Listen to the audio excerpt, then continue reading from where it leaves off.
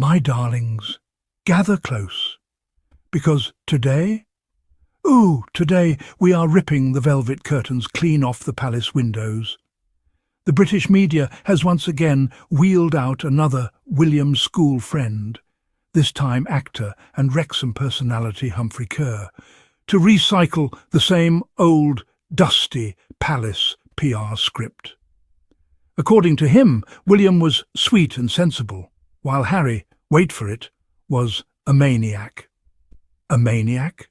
About a child who was publicly grieving Princess Diana in real time as the paparazzi hunted him like prey. My darlings, let's talk. So here's the situation. Humphrey Ker, who works with Rob McElhenney and Ryan Reynolds on the Welcome to Wrexham project, suddenly decided to give the UK Telegraph an interview about William and Harry. And conveniently, he paints William, the king-in-waiting under extreme PR repair, as a model student, sweet, sensible, stable. Meanwhile, Harry, who Ker admits he barely knew because they were 2 years apart in school, gets slapped with the label maniac. My darlings, it's giving Sussex Tax TM.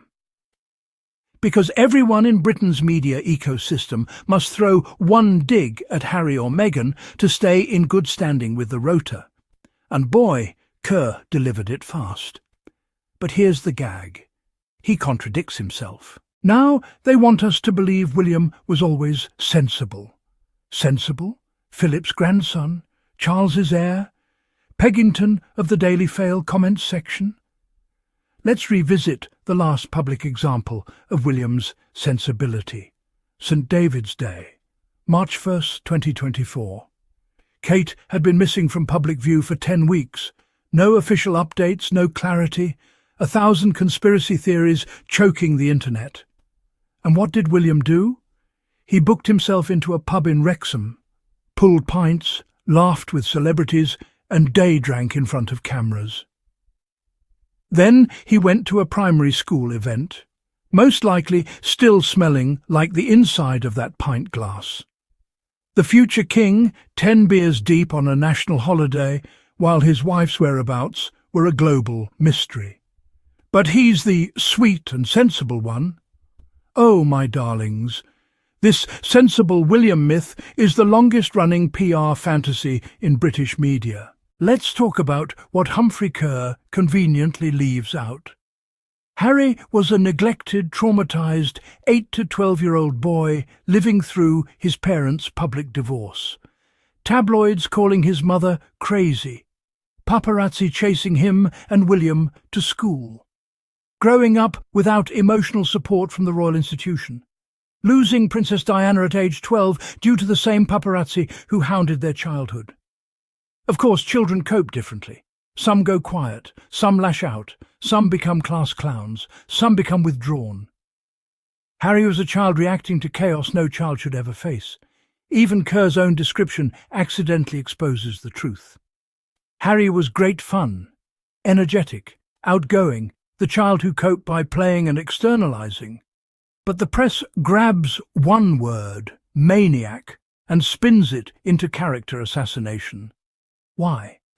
Because in Britain, the only way to uplift William is to tear down Harry. Siblings are different. It's human nature. One may follow rules, another may challenge them. These differences make families dynamic, yet the narrative around William is one of flawless preparation, the perfect heir. His reserved nature is praised as ideal for a future king. By contrast, Harry's openness is framed as a flaw. The system has little room for a prince who feels deeply. Is one temperament truly better than another? Of course not. The royal family's quest for a perfect story has turned normal differences into a moral drama. They've created a hero and a villain from two brothers who are simply different. This is a profound injustice, not just to Harry, but to our understanding of human nature. It denies the complexity within all families. We must see beyond the myth. Let's judge these men by their actions, not the stories told about them. Harry, forced to bury his pain, chose to face his trauma and found purpose. He spoke openly about mental health, breaking stigma. He created the Invictus Games, helping wounded veterans find hope. His empathy, born from suffering, became his strength. He turned pain into public service. William, raised to be king, followed the rules and supported worthy causes. Yet his public persona often appears closed off, a wall preventing genuine connection. The measure of a man is not his title, but his impact. Harry's journey, though messy, made him a global advocate for healing. William's journey, outwardly perfect, feels increasingly isolated. The institution that protected him by casting Harry as the problem may have done him a disservice. It denied him the freedom to be whole. True legacy is found in compassion, not conformity. Here's the reality they cannot bury. Harry grew up emotional, expressive, compassionate, and turned into a global humanitarian force. He has built a stable family, created a healthy environment, and devoted his life to trauma, recovery, and service. William grew up the heir, taught to suppress, not express, and became a man whose rage, jealousy, and fragility are now visible to the whole world.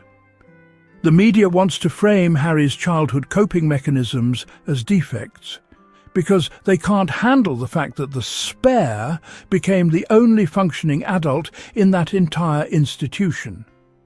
Humphrey Ker's comments don't reveal Harry's flaws. They reveal the monarchy's desperation. And no matter how many schoolfriends they parade out, no matter how many Harry was naughty stories they recycle, no matter how many PR pushes they attempt, the truth is out. The world has eyes. And the Sussex narrative always wins because it's rooted in reality, not palace fantasy.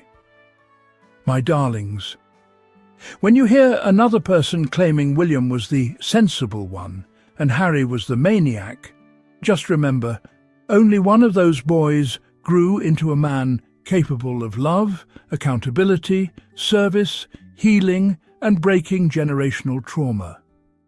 And it wasn't the heir. Like, subscribe, stay hydrated, and stay unbothered. This has been your daily truth serum.